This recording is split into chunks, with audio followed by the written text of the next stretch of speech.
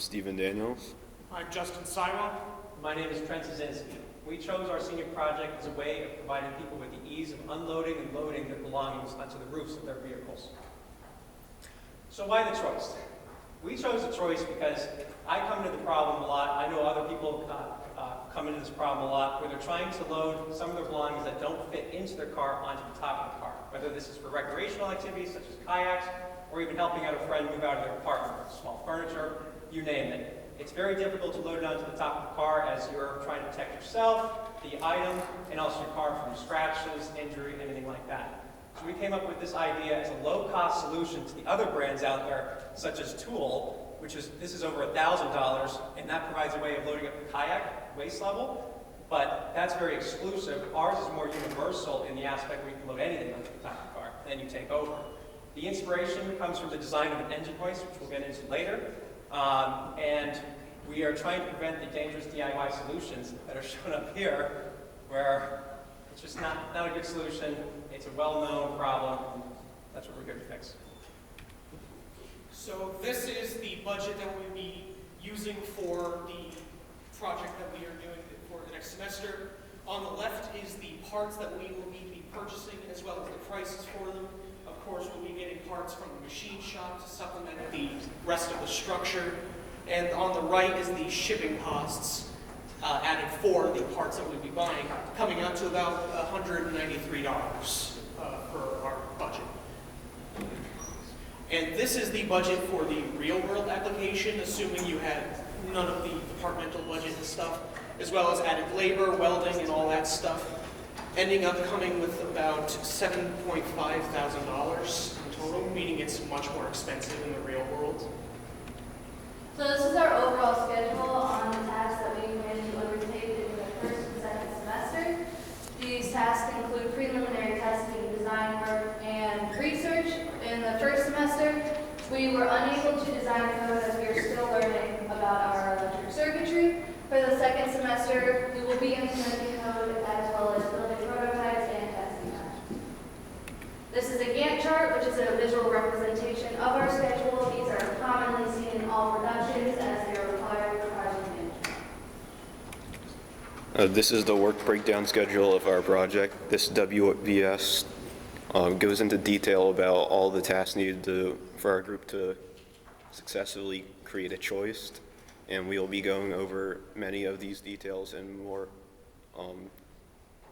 extensive detail further on in this presentation. So the microcontroller selection, this is by far probably the most important thing in giving the user the automated experience when using the Choist.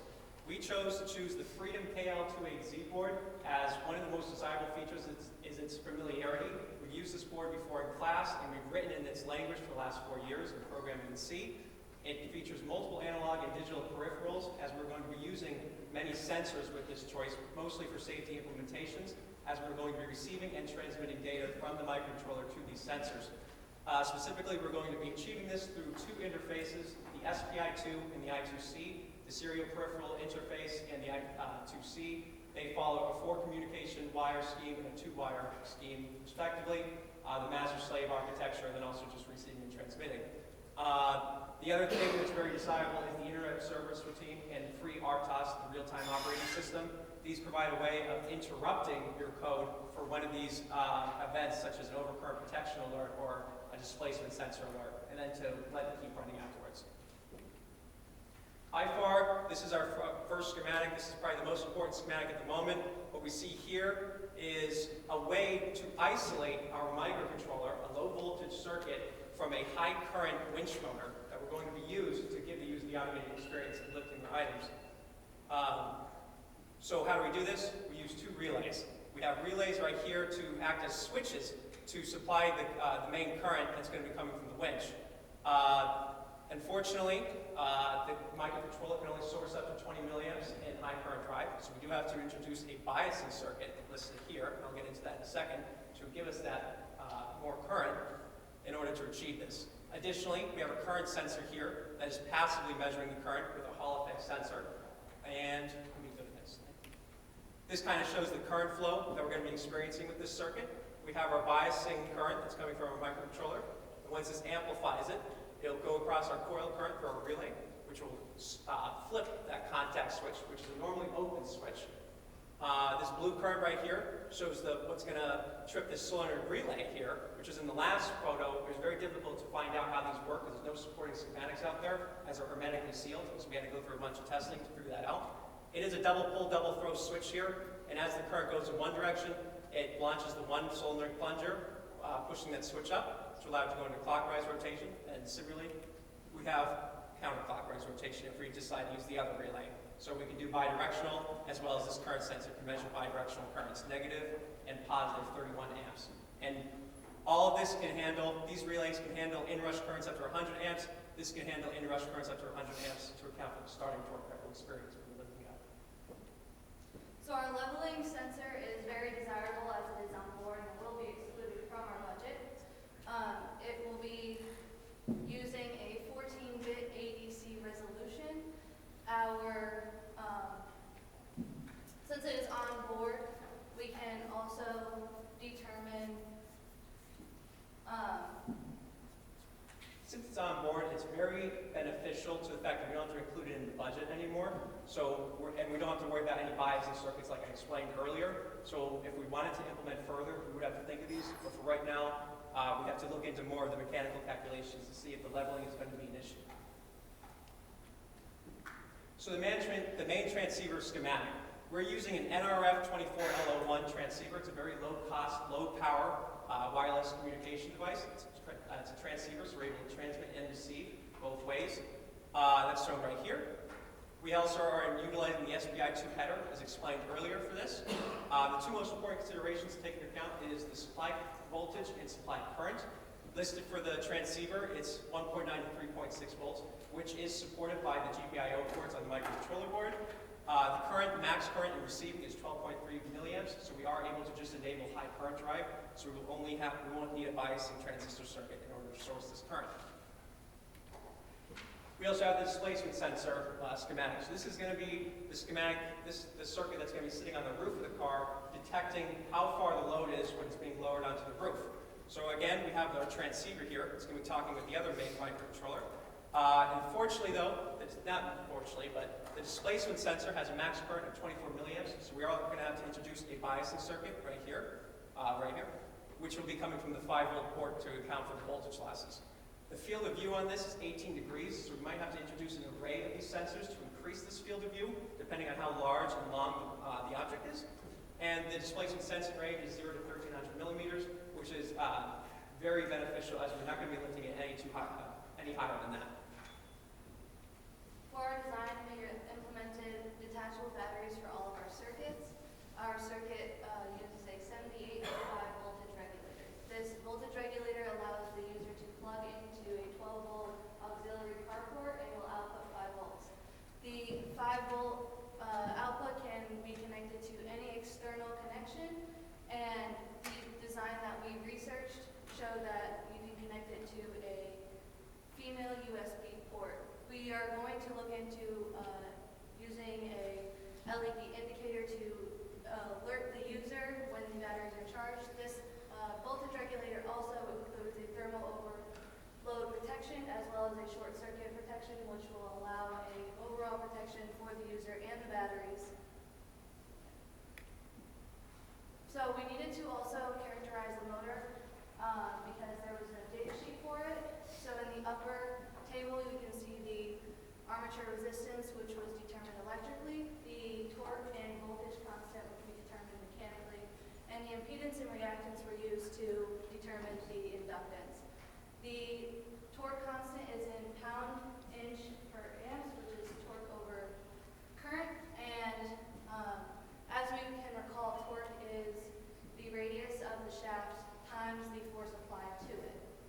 This is important because the table below was given in the user manual, and as you can see, for a single line, which it means the cable is wrapped around the shaft once, we got an output current of 11 amps at 200-pound load. If you were to wrap the cable around the shaft 5 times, we have an output current of 19 amps, which is higher. So the more times we wrap the cable around the shaft, the higher the output current will be. All right, here we have the 3D CAD mill of the Choist. It is currently constructed of 2 by 2 by 1/4 inch aluminum tubing. through some research on SUV heights, we found that the Cadillac Escalade and the Ford Expedition were 6.4 feet tall, and thus we've gone with a vertical member height of 9 feet in total, and it's broken into 3 feet segments in order to easily store in the trunk of a car. And for the horizontal members, we've gone with 3.5 feet as the Cadillac Escalade and the Chevy Tahoe measured at 6.7 feet in width, which will allow the Choist to reach the middle of these vehicles. We also have a ground clearance that we're trying to reach under 6 inches in order to service most vehicles. There is a single car, the Toyota CRH, that goes under this requirement. And here's the assembly. We're currently working with 15 parts total. 9 of them are unique, and we are working on creating sub-assemblies to ease construction and make it faster to work. Here are the pin and bracket connections. We are using steel pins and steel brackets to connect these and cotter pins to hold the pins in place. And we'll have wheels on each of the legs and on the base. We're going to have pulleys on the top arm, and the motor will sit on this base plate back here. And we're trying to have the Choist weigh under 75 pounds, and the current structure weighs about 48 pounds, and the motor weighs 15, so we are under our requirement. So this is a diagram. It is a visual representation of what we will be designing our microcontroller around. For the leveling, displacement, and overcurrent protection, if the requirements are met, the Choist will continue in the process that it is currently running, and if the requirements are not met, then the main microcontroller will instruct the next steps. Several hand calculations were performed in order to justify the validity of the materials used for the frame. These calculations involved the maximum reflection of the upper beam, the center of mass for the entire structure, the bending of the upper beam under the load, as well as the buckling of the spinal beam under the load of both the load itself as well as the upper beam.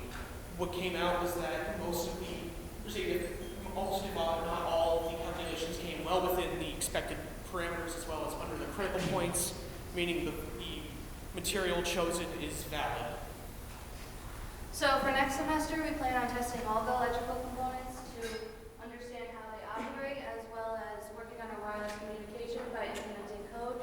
We also plan on designing and manufacturing all structural components such as pins, and we will be manufacturing the Choist in-house as we have the materials and tools to do so down in the machine shop.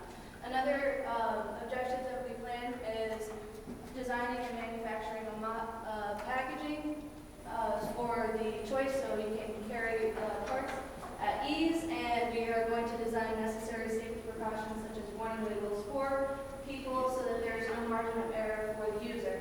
And our final objective is going to be creating an operation manual for the user to understand how the Choist is operating and how to install it. And finally, the ethical standards that we're going to be considering while we're designing and constructing this Choist. Since this project is right down the middle of mechanical and electrical, we're going to be referencing the ASME and IEEE standards, and of course the NSPE, when we're considering the safe, health, and welfare of the public, and in this case the user, its car, and its belongings. Finally, the acknowledgments to who has helped us throughout the way this entire semester. For EE, Dr. Shaw with his microcontroller knowledge and project management, because he's our advisor. Dr. Bednarz, of course, for our project management for our professor from our class. And of course, Dr. Moo, Dr. Zhu, and Dr. Stringer for and electrical considerations, as well as Mitch for the machine shop, providing us with materials. Thank you all very much for listening and providing us your attention. If you have any questions, please raise your hand and we will call them shortly.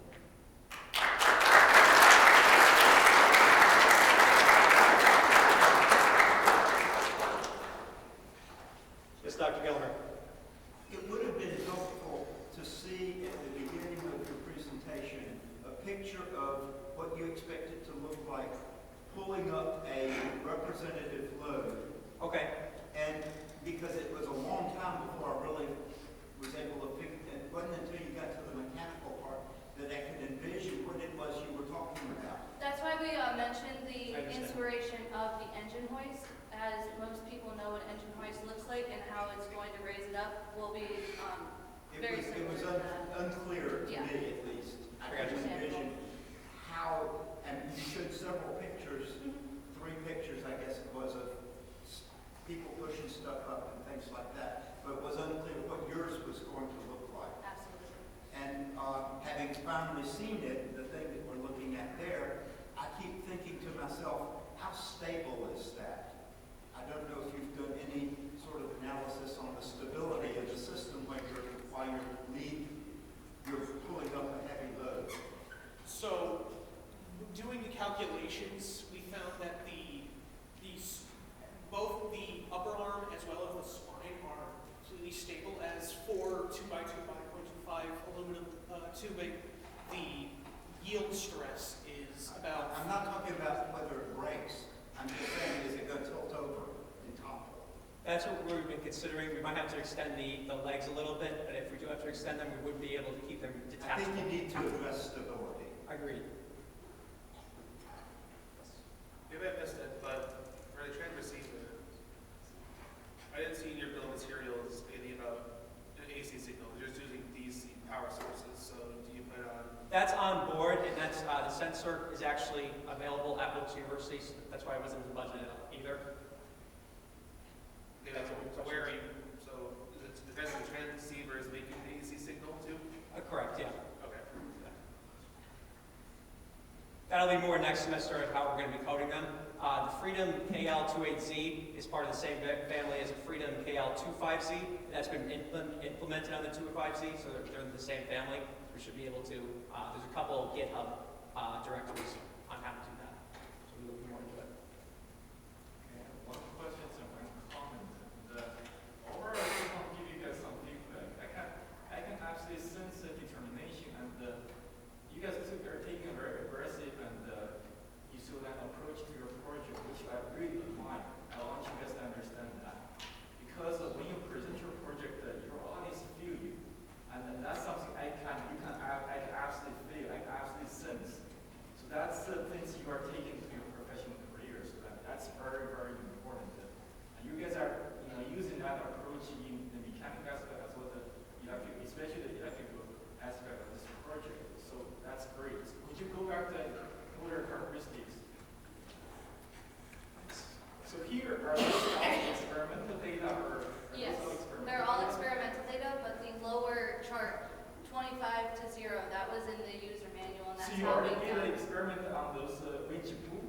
You Yeah. already did that? Correct. Yeah, we actually built a mock model downstairs out of wood. It's a little, wood is a little It's 12 different. feet, it was 12 feet. I really long. wish you could include some picture of those. That would really help people understand it. You see, when you are doing prototype, those kind of setup are very crucial. So that's another thing. I guess that, but that's why I said at the very beginning. You are using all the right approach. You are doing all the right thing. At this point, to be honest, I don't even really care about at the end of what's the outcome, but just the way, the attitude, the approach you are taking, it's very quite impressive. Thank you, we appreciate it. Okay. Dr. Srini? Yeah, this is for the mechanical engineers.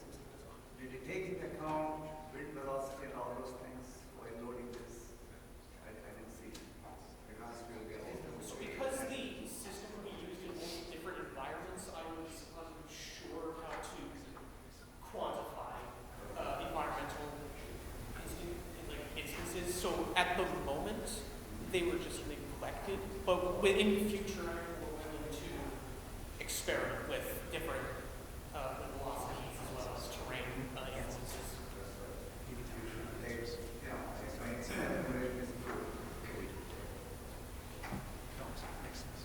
Yes?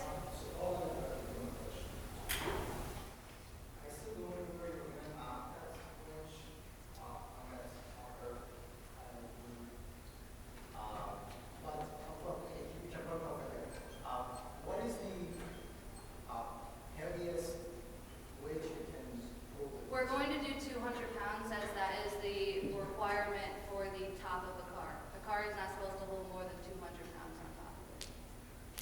And those is stress calculation